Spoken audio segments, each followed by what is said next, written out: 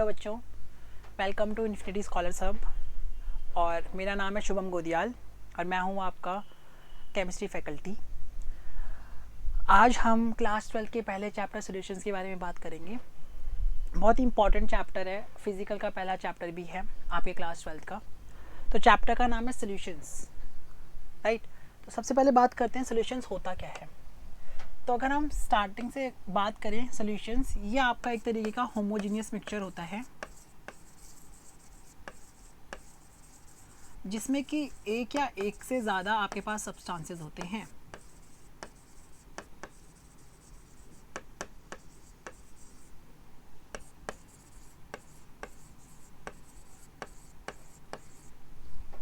और जो आपके सब्सटेंसेस होने चाहिए वो एक दूसरे के साथ रिएक्ट नहीं करने चाहिए। अगर वो रिएक्ट करते हैं तो वो एक तरीके की केमिकल रिएक्शन हो जाती है और वहाँ पर आप उसे सोल्यूशन नहीं बोलते हैं। तो हम लिखेंगे 2 और मोर नॉन रिएक्टिंग सब्सटेंसेस, ऐसे सब्सटेंसेस जो रिएक्ट नहीं करते हैं। अब यहाँ पे एक टर्म आ रहा है होमोजीनियस मिक्सचर। होमोजीनियस मिक्सचर आपने क्लास 9th में पढ़ा होगा कि होमोजीनियस मिक्सचर क्या होता है। तो हम भी थोड़ी सी इसकी बात करते हैं, हम थोड़ा बेसिक से चलेंगे। तो यहाँ पे ये जो होमोजीनियस मिक्सचर है इसके बारे में थोड़ी सी बात करते हैं। आपके पास जो भी मिक्सचर्स होते हैं, मिक्सचर जैसे कि इनका नाम है मिक्सचर। मिक्सचर क्या होता है? जब आप एक चीज़ को दूसरी चीज़ के साथ मिलाते हैं। ज़रूरी नहीं कि आप 2 चीज़ मिलाएं, आप 2 से ज़्यादा चीज़ भी मिला सकते हैं। तो mixtures on the basis of that we have 2 types of mixtures. वो कौन कौन से होते हैं? एक होता है आपका होमोजीनियस मिक्सचर,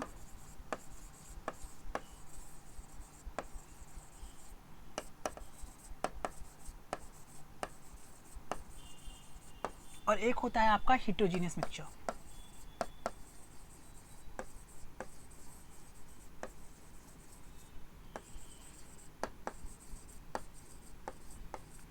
ओके, यहाँ पे आप देखोगे तो आपके पास है होमोजीनियस और हेटेरोजीनियस। होमोजीनियस मिक्सचर को हमने बोला सॉल्यूशंस, लेकिन होमोजीनियस मिक्सचर होते क्या हैं? अगर हम इसके बारे में थोड़ी सी बात करें तो देखो, होमोजीनियस मिक्सचर्स वो मिक्सचर्स होते हैं जहाँ पे आपकी composition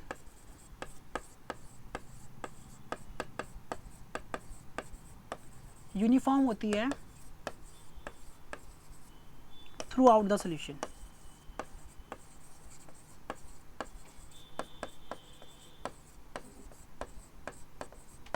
composition uniform through out the solution, इसका मतलब क्या है?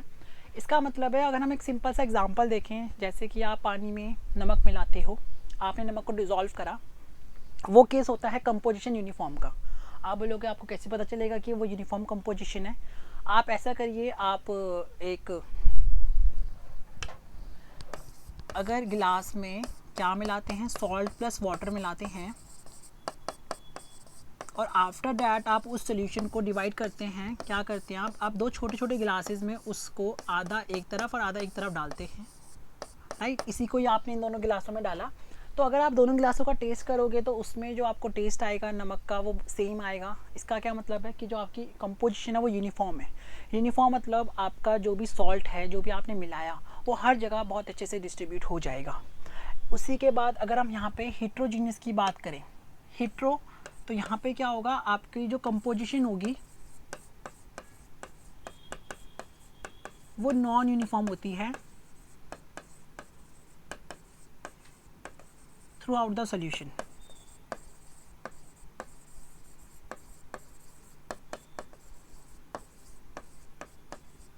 नॉन यूनिफॉर्म का मतलब कि यहाँ पर आपका जो भी आप मिलाओगे वो बहुत अच्छे से हर जगह डिस्ट्रीब्यूट नहीं होगा। इसका एक बहुत ही अच्छा एग्जांपल हम देख सकते हैं, जिसमें कि हम क्या करेंगे, हम इसमें वाटर लेंगे और वाटर के साथ आप सैंड मिलाओगे। हमें पता है कि अगर आप वाटर में सैंड मिलाओगे तो सैंड वाटर में सोल्यूबल नहीं होगा, जिसकी वजह से वो सोल्यूशन आपका क्या रहेगा, एक यूनिफॉर्म कंपोजिशन का नहीं रहेगा। अगर अगेन आप इस सोल्यूशन को 2 अलग अलग गिलासेस में डिवाइड कर देते हैं तो आपको मिलेगा, एक में पानी ज़्यादा आ जाएगा और एक में आपका salt he salt, not salt, sand आपका एक में ज़्यादा आ जाएगा और एक में आपका ज़्यादा वाटर आ जाएगा, because they are different, right. Composition आपकी एक तरीके से नॉन यूनिफॉर्म है, बहुत अलग अलग आ रही है। तो ऐसे सोल्यूशन जहाँ पे आपकी कंपोजिशन यूनिफॉर्म होती है, वहाँ पर प्रॉपर्टीज़ को पढ़ना बहुत ईजी होता है। Rather than heterogeneous mixture. तो हम यहाँ पे होमोजीनियस की बात करते हैं। अगर आपका होमोजीनियस मिक्सचर दो या दो से ज़्यादा सब्सटेंसेस से बना है उसे आप सोल्यूशन बोलते हैं। और उसके बाद अगर हम सोल्यूशन की बात करें तो अभी तक हम बात कर रहे थे सॉल्यूशंस में होमोजीनियस क्या होता है और हेट्रोजीनियस क्या होता है। और मैंने बात करी थी कि हम दो से ज़्यादा चीज़ें जब मिलाते हैं, राइट, आप एक चीज़ भी मिलाओगे इट विल सॉल्यूशन। बट हम यहाँ पे बात करेंगे particularly we will talk about binary solutions.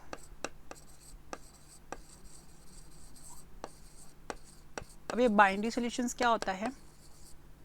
देखिए, बाइनरी सॉल्यूशंस होता है जिस सॉल्यूशन में आपके पास सिर्फ एक सॉल्यूट होता है, आपने सिर्फ दो चीज़ों को मिलाया जिसमें एक आपके पास सॉल्वेंट है और एक आपके पास सॉल्यूट है।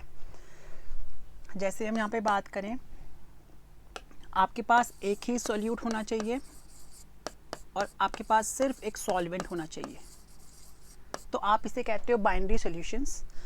जो आपका सॉल्यूट होता है वो क्या होता है? वो चीज़ जो कम क्वांटिटी में होती है, राइट। कम क्वांटिटी वाली आप क्या होता है सॉल्यूट, जो आपकी लेस क्वांटिटी में होती है। और सॉल्वेंट क्या होता है? सॉल्वेंट आपका होता है मोर क्वांटिटी वाला।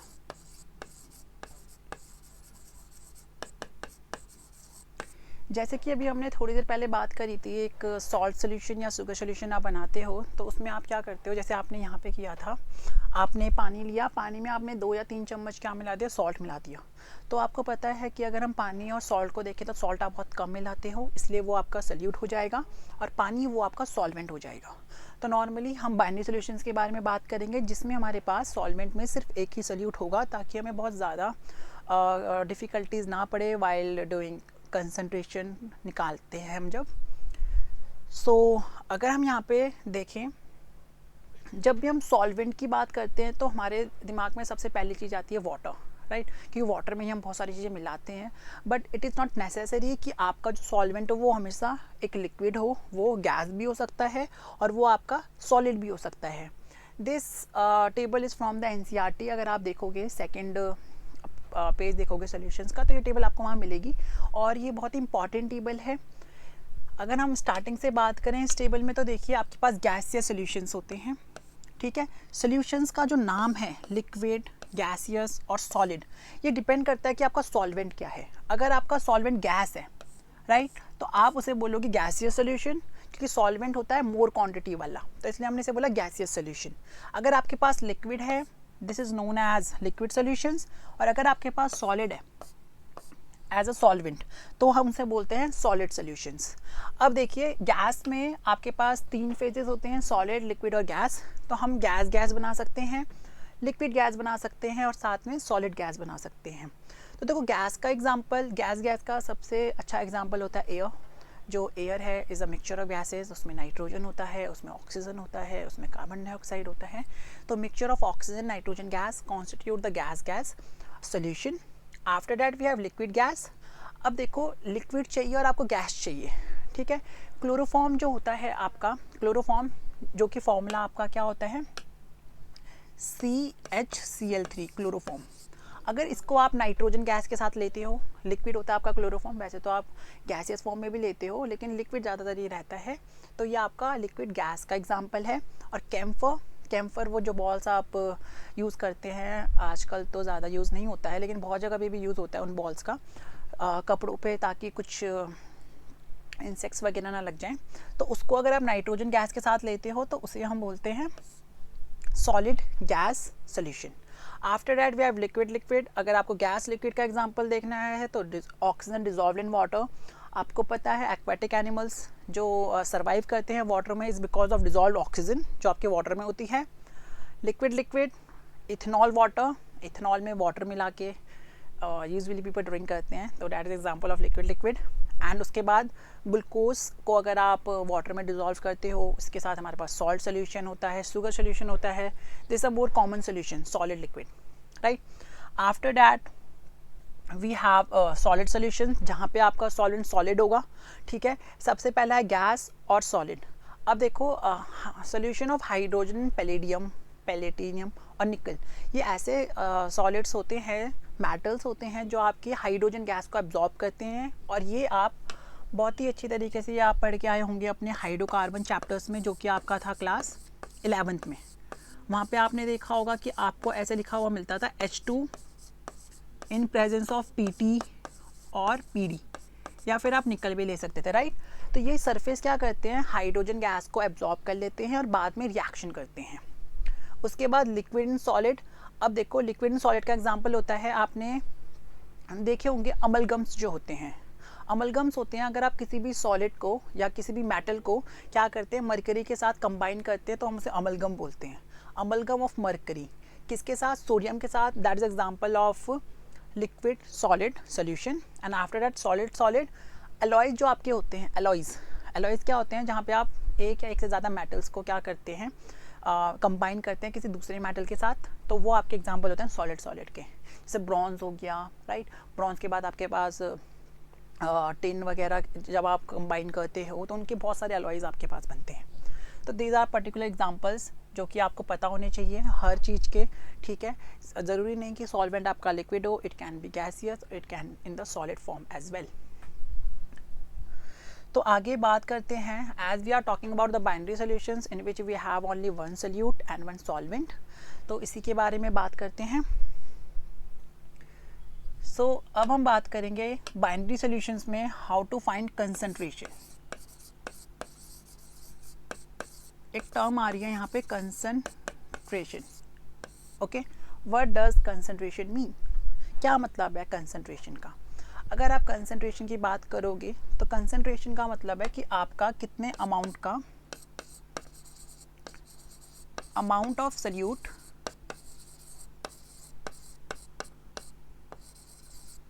dissolved in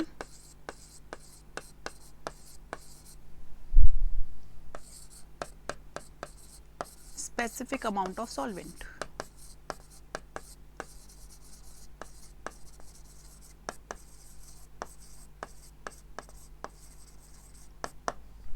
इसका मतलब है कि आपका कितना सल्यूट कितने सॉल्वेंट में आप डिसॉल्व करते हो, उसे हम उसकी कंसंट्रेशन कहते हैं। जैसे मान लेते हैं आपने एक गिलास पानी लिया, दोबारा एज इट इज, बहुत सिंपल एग्जांपल है, आपने उसमें 1 चम्मच चीनी मिलाई और एक बार आपने उसमें 2 चम्मच चीनी मिलाई, राइट।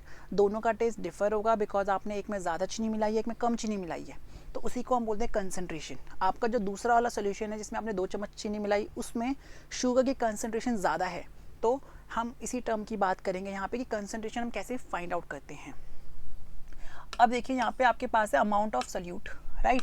ये जो अमाउंट ऑफ सोल्यूट है यहाँ पर, अमाउंट ऑफ सोल्यूट आप जनरली 2 टाइप से डिस्कस करेंगे हम। आइदर हम बात करते हैं ग्राम्स में, राइट। उसके अलावा हम बात कर सकते हैं किसमें, मोल्स में, राइट। मोल्स के बारे में भी एक बार दोबारा थोड़ा सा देख लेंगे कि मोल्स होते क्या हैं। और जो आपका अमाउंट ऑफ सॉल्वेंट है, इसको आइदर आप, क्योंकि ये ज़्यादा होता है तो आइदर हम केजी में ले सकते हैं और हम ग्राम में भी ले सकते हैं, राइट। उसके अलावा हम बात करते हैं कि इसमें generally we talk about in volumes, right. Volume हम लीटर और ml में बात करेंगे किसकी, सॉल्वेंट की, ठीक है। तो बात करते हैं कि कंसंट्रेशन कैसे निकाली जाती है।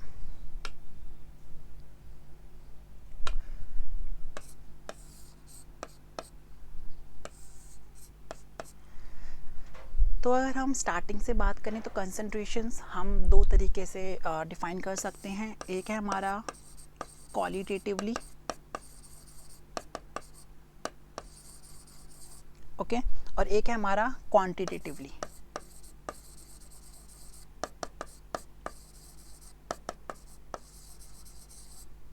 यहाँ पे 2 टर्म्स आ रही हैं, क्वालिटेटिवली एंड क्वांटिटेटिवली, ओके। तो दोनों में डिफरेंस क्या है ये देख लेते हैं। तो देखिए यहाँ पे आपके पास आएगा क्वालिटेटिवली, दैट मीन्स हम यहाँ पे बात करते हैं एक ब्रॉड वे में, ओके। और जहाँ पे हमारे पास क्वांटिटेटिवली आता है, यहाँ पे हम बात करते हैं एग्जैक्ट वे में। अब ये ब्रॉड वे और एग्जैक्ट वे होते क्या हैं, तो बात करते हैं ब्रॉड वे का मतलब है जब आप बहुत ही अच्छी तरीके से कंसंट्रेशन नहीं बताते हैं, आप एक ऊपर से बता देते हैं कि कंसंट्रेशन आपकी कम है या ज़्यादा है। इसके एग्जांपल्स आपने अपनी बुक्स में बहुत बार देखा होगा, जब आप बोलते हो डाइल्यूट या फिर कॉन्सेंट्रेशन, कॉन्सेंट्रेटेड हम बोलते हैं, राइट। डाइल्यूट या फिर कंसंट्रेटेड। आपने देखा होगा जब भी आप अपनी बुक्स पढ़ते हैं, कहीं पे लिखा होगा डाइल्यूट सोल्यूशन, कहीं पे लिखा होता है कंसनट्रेटेड सोल्यूशन। तो डाइल्यूट सोल्यूशन का मतलब क्या होता है? डाइल्यूट सोल्यूशन का मतलब होता है जहाँ पे आपके पास स्मॉल अमाउंट ऑफ सोल्यूट होता है।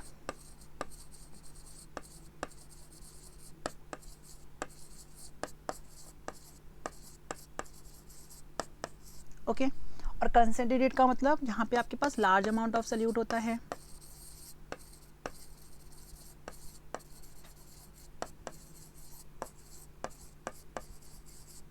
Okay, small amount of solute और लार्ज अमाउंट ऑफ सोल्यूट। अब यहाँ पे ये देखिए, स्मॉल अमाउंट और लार्ज अमाउंट हमने बस एक बहुत ही बड़ा टर्म दे दिया है। हमें नहीं पता कि स्मॉल अमाउंट का मतलब कितना होता है और एक लार्ज अमाउंट का मतलब कितना होता है, राइट। स्मॉल अमाउंट का मतलब थोड़ा सा, अब कितना थोड़ा सा ये हमें नहीं पता, ठीक है। लेकिन अगर आपका सॉल्वेंट के हिसाब से जो आप सोल्यूट ले रहे हो वो बहुत कम है, तो हम कहते हैं उसे डाइल्यूट सोल्यूशन, और यहाँ पे हम उसे कहते हैं कंसनट्रेटेड सोल्यूशन। अगर आप बहुत ज़्यादा सोल्यूट ले रहे हो as comparison to solvent, right. लेकिन ये कंसंट्रेशन टर्म्स इतनी ज़्यादा इंपॉर्टेंट होती नहीं हैं, ठीक है, क्योंकि इससे आपको बहुत ज़्यादा कुछ पता नहीं चल रहा है। तो यहाँ इसलिए हम यूज़ करते हैं एग्जैक्ट वे। अब एग्जैक्ट वे का मतलब, एग्जैक्ट वे का मतलब आप अच्छे से बताते हो कि आपने कितना सोल्यूट और कितना सॉल्वेंट लिया है। मैं एक एग्जांपल आपको देता हूँ, जैसे मैं लिखता हूँ 1 gram of salt dissolved in 100 ml of water, right. यहाँ पे मैंने आपको एग्जैक्ट वे में बताया है कि आपके पास कितना सॉल्ट है, आपके पास 1 ग्राम सॉल्ट है, राइट, और आपके पास कितना वाटर है, आपके पास 100 ml वाटर है। तो आपने 100 ml वाटर लिया, उसमें 1 ग्राम सोल्यूट डिसॉल्व कर दिया, तो ये आपके एग्जैक्ट, मैंने आपको कंसंट्रेशन आपको बता दी है कि आपके पास 100 ml के अंदर 1 ग्राम आपके पास क्या है, आपका सॉल्ट है। लेकिन यहाँ पे हम ऐसे नहीं बता रहे ना, हम कह रहे हैं स्मॉल, हमें नहीं पता कितना है, 1 चम्मच, 2 चम्मच, आधा चम्मच। तो ये वाले जो कंसंट्रेशन टर्म्स हैं जिन्हें हम कहते हैं qualitatively, right, quantitatively concentration terms, ये बहुत इंपॉर्टेंट कंसंट्रेशन टर्म्स होती है और हम इन्हीं के ऊपर बहुत ज़्यादा बात करते हैं। Okay, so let's talk about the different type of concentration terms जो कि हमारे इसके अंदर लाई करेगा। तो बात करते हैं।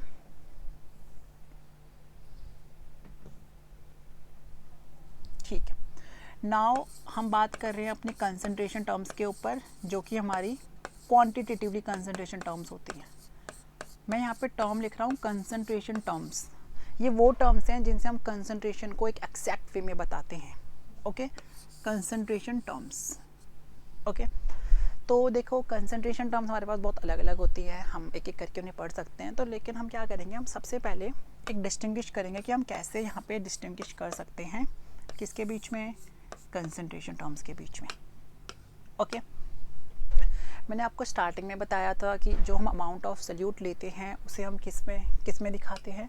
ये देखिए, अमाउंट ऑफ सोल्यूट को हम जनरली रिप्रेजेंट करते हैं किस में, ग्राम्स में या फिर मोल्स में, ठीक है। और जो हम स्पेसिफिक अमाउंट लेते हैं सॉल्वेंट का, वो हम किस में दिखाते हैं, या तो हम केजी या ग्राम में दिखाएंगे या फिर हम वॉल्यूम में दिखाएंगे। ओके, तो देखो बिकॉज सॉल्वेंट जो आपका है वो एक लार्ज क्वांटिटी में होता है और वो आप या तो मास में ले सकते हो या वॉल्यूम में ले सकते हो। तो हम इसी की वजह से दो कंसंट्रेशन टर्म्स को डिफाइन करेंगे। एक है आपका वॉल्यूम डिपेंडेंट, ओके, और एक हम बात करेंगे वॉल्यूम इंडिपेंडेंट।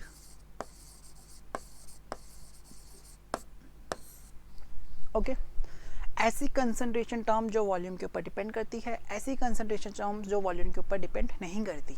आपको ऐसे समझ आ गया होगा कि अगर ये वॉल्यूम के ऊपर डिपेंड नहीं करती है तो इसका मतलब है कि हम यहाँ पर क्या ले रहे हैं, एक था आपके पास वॉल्यूम लीटर और ml और एक में आपके केजी या ग्राम, तो डैट मीन्स आप मास ले रहे हो, ठीक है। तो जहाँ पे आप वॉल्यूम इंडिपेंडेंट लिखते हो वहाँ पे आप लिख सकते हो मास डिपेंडेंट, और जहाँ पे आप वॉल्यूम डिपेंडेंट लिखते हो वहाँ पे हम उसे बोल सकते हैं मास इंडिपेंडेंट। ओके, तो ये तो बात हो गई यहाँ से। तो अब कौन कौन सी कंसंट्रेशन टर्म्स ऐसी होती हैं जो उसके अंदर लाई करती हैं।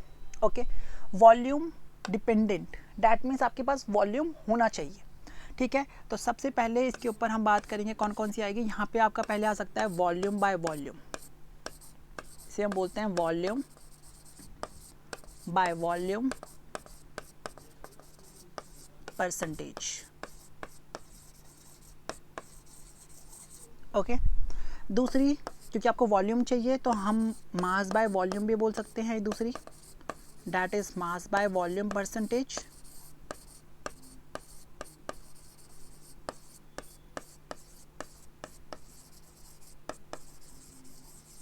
ओके, तीसरी टर्म हम लेंगे जिसका नाम है मोलैरिटी।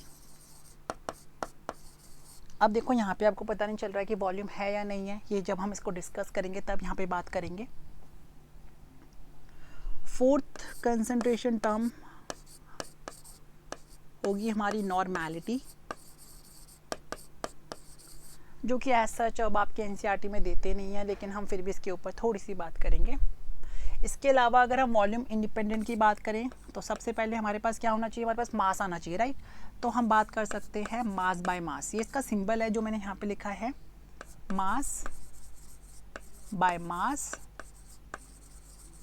परसेंटेज।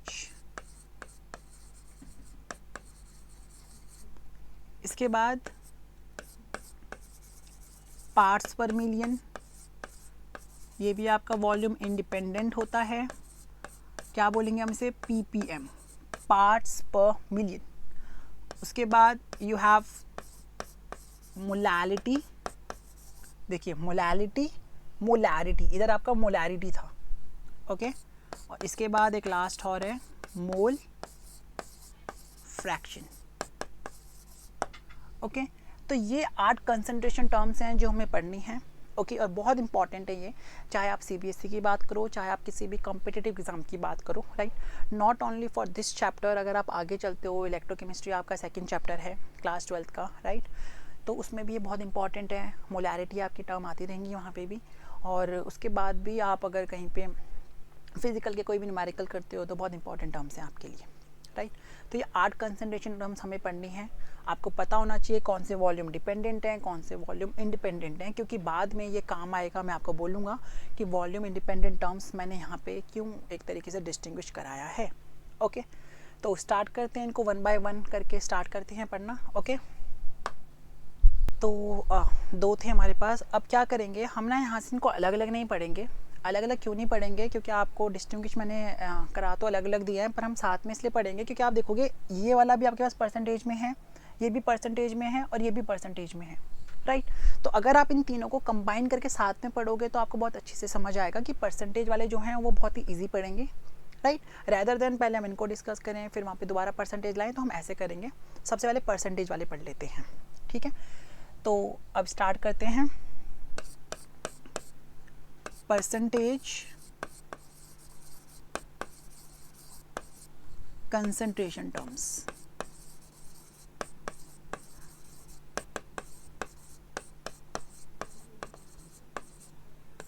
ओके।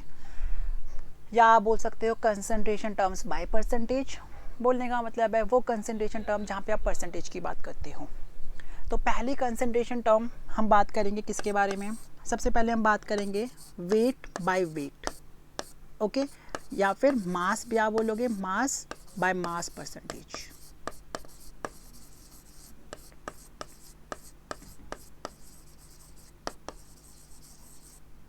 ओके। आपको दिख रहा है मास बाय मास, मतलब मास ऊपर भी मास नीचे भी मास, ओके। तो देखिए होता क्या है इसका मतलब, मास बाय मास परसेंटेज का मतलब है कि आप बात करते हो amount of solute in grams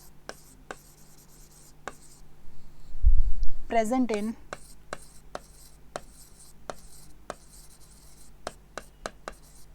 100 gram of solution, okay. Percentage का मतलब क्या होता है, परसेंटेज का मतलब होता है जब आप किसी भी चीज़ को क्या करते हो 100 से कंपेयर करते हो, right. 1/100 is known as percentage, इसलिए हम यहाँ पे 100 ग्राम लेते हैं, ओके। तो अगर हम फॉर्मूला की बात करें, that means wait by wait और मास बाय मास परसेंटेज का अगर आपको फॉर्मूला लिखना है तो आप क्या लिखोगे, आप लिखोगे mass of solute, of course किस में, ग्राम में, in gram, divided by mass of solution, वो भी किस में लोगे, ग्राम में, ओके, इनटू 100, बिकॉज परसेंटेज की आप बात कर रहे हो तो आपको 100 से मल्टीप्लाई करना पड़ेगा, राइट। इसी को ही आप आगे करके क्या लिख सकते हो, क्या आप इसे आप लिख सकते हो मास ऑफ, जो अभी हमने ऊपर लिखा, मास ऑफ सॉल्यूट किस में, ग्राम में, डिवाइडेड बाय, अब देखो सोल्यूशन, आपको पता है सोल्यूशन किससे बना हुआ है, सोल्यूशन बना हुआ है सोल्यूट प्लस सॉल्वेंट, और क्योंकि आपके पास एक ही सोल्यूट है तो आप यहाँ पे लिख सकते हो मास of solute plus mass of solvent, क्योंकि इन दोनों से ही मिलके आपका सोल्यूशन बनेगा, इनटू 100, ओके। और ये भी आपको दोबारा याद रखना है, ये भी ग्राम में होगा और ये भी ग्राम में होगा, ओके। दो चीज़ें आपने ऐसे लिख दी। इसको और सिंपल आप क्या करके लिख सकते हो, और सिंपल आप इसे लिख सकते हो, क्योंकि देखो मास ऑफ सोल्यूट, मैं कुछ दो टर्म्स को यहाँ पे डिफाइन करूँगा, सोल्यूट और सॉल्वेंट, ओके। अगर आपके पास मास है, मास बोलो,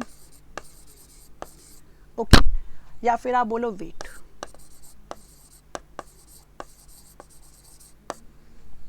देखिए ना अभी हम यहाँ पे क्या कर रहे हैं, W/W कर रहे हैं, तो आप मास लिखो वेट लिखो चलता है, नो प्रॉब्लम, ओके। तो अगर आप लोगे सोल्यूट के लिए तो हम लिखेंगे W, स्मॉल w, और अगर आप सॉल्वेंट के लोगे तो आप लिखोगे बड़ा वाला W, राइट। तो आप यहाँ से क्या लिखोगे, इसे आप लिखोगे छोटा w इन ग्राम, ओके, फिर छोटा w इन ग्राम प्लस बड़ा W किसके लिए, सॉल्वेंट के लिए, इन ग्राम इनटू 100, ओके। अब यहाँ पे ये है कि हम मास को छोटा m भी लिख सकते हैं, लेकिन वो छोटा m बड़ा m हम बात करते हैं जब हम मॉलिक्यूलर मास की बात कर रहे होते हैं, तो हम उसको भी लिख लेते हैं। तो अगर आप मास की बात करोगे, जब आपको मोल्स निकालने पड़ेंगे, तो आप यहाँ पे आप ऐसे करिए, फिर नहीं तो इसे यहाँ से अभी हटा दीजिए क्योंकि नीचे हमने लिख दिया इसलिए।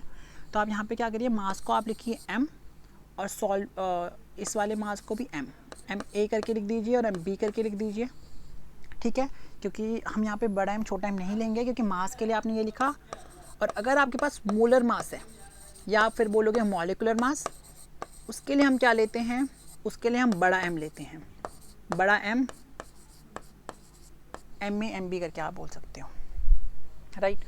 तो दिस इज़ द नोटेशन जो हम यूज़ करेंगे। तो देखिए आपके पास ना यहाँ पे 3 फॉर्मूलाज बन चुके हैं, एज सच कोई बड़े फार्मूला नहीं है आपके पास, नॉर्मली जो फार्मूला यूज़ करते हैं वही फार्मूलाज हैं। तो 3 फार्मूला यहाँ पे बन के आपके रेडी हो चुके हैं, राइट। आगे बात करते हैं।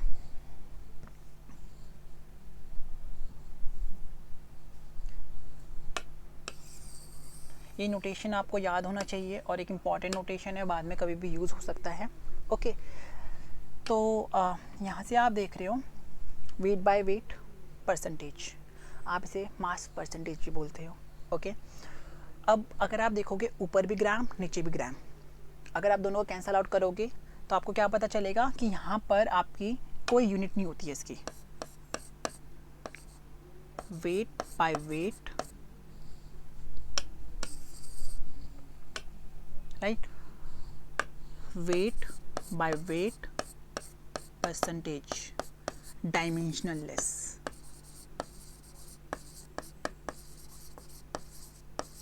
राइट, और नो यूनिट, कोई यूनिट नहीं है आपके पास, ओके। ये आपके पास दूसरी इंपॉर्टेंट चीज़ है।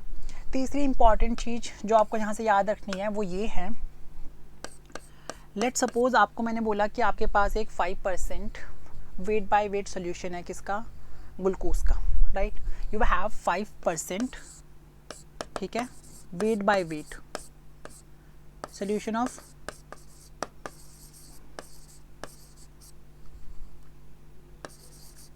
Glucose, okay. तो यहाँ से आप क्या इन्फर कर सकते हो, ये इंपॉर्टेंट है, क्योंकि मैंने आपको जब यहाँ पे बताया, मैंने क्या कहा, amount of solute in grams present in 100 gram of solution, ठीक है। तो यहाँ से आप क्या बोलोगे, इसको आप यहाँ से बोलोगे 5, क्योंकि बस 5 है, किसका है, ग्लूकोज का, तो 5 gram of glucose, 5 gram of glucose, right. 5 ग्राम किसका, ग्लूकोज का, प्रेजेंट इन जो आपने ऊपर लिखा था इन 100 gram of solution, right. Present in 100 gram of solution जो आपने ऊपर लिखा। क्या मैं इसको यहाँ से ये भी लिख सकता हूँ, 5 gram of glucose present in, देखिए सोल्यूशन क्या होता है, सॉल्वेंट प्लस सोल्यूट, राइट। अब देखो आपके पास क्या है, सोल्यूट है आपके पास ग्लूकोज, क्योंकि ये कम है 5 ग्राम। सॉल्वेंट हम मान लेते हैं हमारा क्या है, वाटर का सोल्यूशन है आपके पास, लिखा नहीं हुआ है, लेट अस अज्यूम कि वाटर का सोल्यूशन है। तो आपको पता है कि आपके पास यहाँ पे दो चीज़ें हैं, क्या क्या है, एक है आपके पास ग्लूकोज और एक आपके पास क्या है, एक है आपके पास वाटर, ओके। ग्लूकोज कितना आपके पास, 5 ग्राम, ओके। दोनों मिलाकर क्या बनाएंगे सोल्यूशन, वो कितना है 100 ग्राम, तो ये कितना हो गया, ये हो जाएगा 95 ग्राम, राइट। तभी तो मिलके 100 ग्राम बनेगा। तो 5 gram of glucose present in कितना, 95 ग्राम ऑफ वाटर। आप यहाँ से ये बात भी बता सकते हो, आपके पास सिर्फ चीज़ इतनी सी है, लेकिन आप ये दोनों चीज़ लिख सकते हो, राइट। उसके बाद यहाँ पे ना एक एक्स्ट्रा टर्म और लिख लेते हैं, मोल्स की बात भी कर देते हैं। मोल्स क्या होते हैं, मोल्स, ठीक है। अगर आपको किसी भी सब्सटेंस के मोल्स निकालने हैं, राइट, मोल्स ऑफ ए अगर आपको निकालने हैं, तो आप क्या करोगे, उसका मास लोगे, मास ऑफ ए, जो कि आपको गिवन होगा क्वेश्चन में, और नीचे आप उसे डिवाइड कर दोगे किससे, मोलर मास ऑफ ए से, ठीक है। जो भी ए का मोलर मास होगा, डैट मीन्स 1 मोल का मास, उससे आप डिवाइड करोगे और वहाँ से आपके पास क्या आ जाएगा, वहाँ से आपके पास आ जाएगा मोल्स, ओके। आपके पास ग्लूकोज है, ग्लूकोज का वेट कितना है, 5 ग्राम, तो that is the mass of glucose divided by molar mass of glucose. तो ग्लूकोज का फॉर्मूला क्या होता है, ग्लूकोज का फॉर्मूला होता है C6H12O6, right. When you calculate the molar मास, आपको पता है कार्बन का 12 होता है, हाइड्रोजन का 1 होता है और ऑक्सीजन का 16 होता है, तो ये आएगा 180, कितना आएगा, 180 ग्राम पर mole, that is the molar mass of glucose. तो आपको क्या करना है, आपको 5 ग्राम को किससे डिवाइड करना है, 180 से, आपके पास क्या आ जाएगा, आपके पास मोल्स आ जाएंगे, किसके, ग्लूकोज के, okay. 5/80 mole of glucose present in 95। अब देखिए कि आप यहाँ पे भी मोल बना सकते हो, बना सकते हैं, that is the given mass of, या मास ऑफ वाटर। तो आपको क्या करना पड़ेगा, वाटर के मोलर मास से डिवाइड करना पड़ेगा, वो कितना होता है, वो होता है 18। तो यहाँ से क्या आ गए, किसके मोल्स आ गए, वाटर के मोल्स आ गए, तो यहाँ पे आ जाएगा मोल्स ऑफ वाटर। तो इतनी सारी चीज़ें हैं जो कि आप यहाँ से कैलकुलेट कर सकते हैं, ठीक है। सिर्फ इस स्टेटमेंट से आपको पता होना चाहिए स्टेटमेंट का मतलब क्या क्या है, राइट। आप उससे क्या क्या चीज़ें लिख सकते हो, सब आपको पता होना चाहिए अगर आपको क्वेश्चन का अप्रोच लगाना है तो, राइट। बेसिस अगर आपको पता है तो क्वेश्चंस करने में इतनी कोई दिक्कत नहीं आती है। तो थोड़े से आपको अपने बेसिस स्ट्रॉन्ग रखने पड़ते हैं, ठीक है। ये आपका रूल होता है केमिस्ट्री का। तो ये था आपका पहला कंसंट्रेशन टर्म, ठीक है, known as weight by weight, okay, और मास परसेंटेज। तो इसमें आपने इतना करा, ओके। थोड़ा सा एक न्यूमेरिकल कर लेते हैं उसके ऊपर।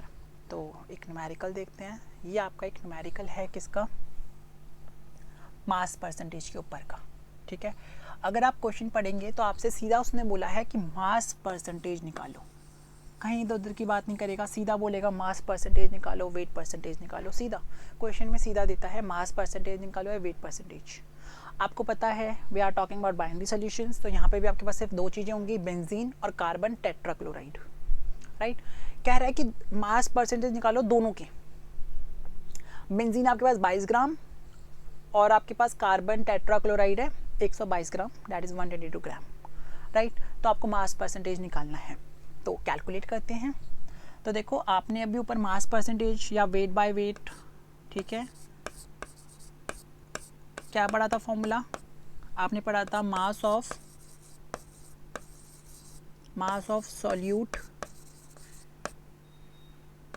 ग्राम में divided by mass of solution gram में इंटू 100।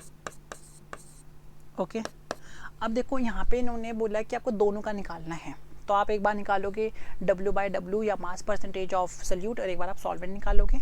ठीक है, तो देखो पहले हम निकालते हैं W/W किसका, W/W निकाल रहे हैं बेंजीन का। बेंजीन का फॉर्मूला C6H6 क्वेश्चन में गिवन है, ये रहा, राइट। बेंजीन का मास कितना 22 ग्राम, तो हमने ऊपर लिख दिया 22 ग्राम डिवाइडेड बाय।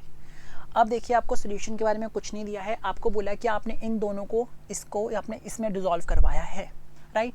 तो आपको पता है सोल्यूशन क्या होता है, सोल्यूट का मास प्लस सॉल्वेंट का मास जो कि 122 ग्राम, राइट। 122 प्लस 22 और इसको आप क्या करोगे 100 से मल्टीप्लाई करोगे। जैसे ही आप ये लिखोगे ऊपर आएगा 2 और नीचे कितना आ जाएगा, नीचे आ जाएगा 144 इंटू 100 आएगा इंटू 100। इसके बाद आपको कुछ नहीं करना, you have to just solve this, right. अब देखिए आप 2 से काटोगे तो ये कितना आएगा 11/72 into 100। Okay, when you solve this it will comes around 15.3%।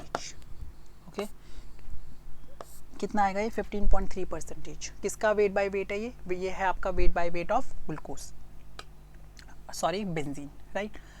अब यहाँ से दूसरे का वेट बाय वेट निकाल लेते हैं। किसका निकालेंगे, अब हम निकालेंगे wait by wait percentage of किसका, CCl4, क्योंकि इन्होंने आपसे दोनों पूछे हैं, राइट। ये देखिए इसका भी पूछा है और इसका भी पूछा है, लिखा है मास परसेंटेज इसका और इसका दोनों का निकालना है, तो CCl4 निकालते हैं। तो जैसे आप CCl4 निकालोगे तो ऊपर CCl4 का मास आएगा कितना है 122 ग्राम, CCl4 कार्बन टेट्राक्लोराइड, राइट, तो 122 ग्राम, ये आ गया 122 ग्राम डिवाइडेड बाय सोल्यूशन आपने यहाँ निकाल दिया है, दैट इज़ 144, तो यहाँ पे लिख दोगे 144 ग्राम और इसको मल्टीप्लाई करोगे किससे 100 से, और आपका जब इसे सॉल्व करोगे इट विल कम्स अराउंड कितना आएगा, ये आएगा अराउंड 84.7%। ठीक है, ये अराउंड आएगा आपका 84.7 के अराउंड। अब आपको क्या यहाँ पे एक चीज़ दिख रही है, क्या चीज़ दिख रही है, आपको दिख रहा होगा 84.7 और 15.3 अगर हम ऐड कर दें तो ये हो जाएगा 100%, हो जाएगा 100%। ठीक है, तो इस तरह से आपको क्या चीज़ एक्स्ट्रा पता चली, आपको यहाँ से एक्स्ट्रा पता चला कि अगर आपके पास एक बाइनरी सोल्यूशन है फॉर बाइनरी सोल्यूशन, ठीक है, क्योंकि वो कभी कभी आपसे 3 में भी पूछ सकता है, तो आपको फिर 3 देने पड़ेंगे। तो अगर हम सिंपल एक बाइनरी सोल्यूशन की बात करें जिसमें एक सोल्यूट होगा, इसमें एक सॉल्वेंट होगा, तो क्या होगा आपका वेट बाय वेट परसेंटेज किसका, ए का, plus wait by wait percentage किसका, बी का, वो किसके इक्वल आएगा, वो 100 के इक्वल आएगा। ओके, वो आएगा आपका 100 के इक्वल। तो यहाँ से आपको ये फॉर्मूला याद है तो आप सीधा क्या कर सकते थे, 15.3 इधर रख कर माइनस करते आपका ये आ जाता, there is no need to do extra calculation, तो आप ये लगा सकते हो, राइट। अगर आपके पास बाइनरी सोल्यूशन नहीं है, आपके पास कोई सा भी एक सोल्यूशन है, ठीक है, जो कि बाइनरी नहीं है, फॉर अ सिंपल सोल्यूशन आप बोलोगे, ओके, तो वहाँ पे हम क्या करेंगे, वहाँ पे वो डिपेंड करेगा कि आपके पास कितने हैं, तो हम यहाँ पे ये लिख सकते हैं W/W percentage of A plus W/W percentage of B। अब आपके पास मान लेते हैं 3 4 5, ठीक है, तो ये चलता रहेगा कहाँ तक, W/W परसेंटेज ऑफ N कितना आना चाहिए, वो 100 के ही इक्वल आना चाहिए। ओके, तो ये आपको दूसरी चीज़ पता होनी चाहिए, ठीक है, कि अगर आपके पास एक से ज़्यादा होंगे तो आप ये वाला रिलेशन यहाँ पे पुट करोगे।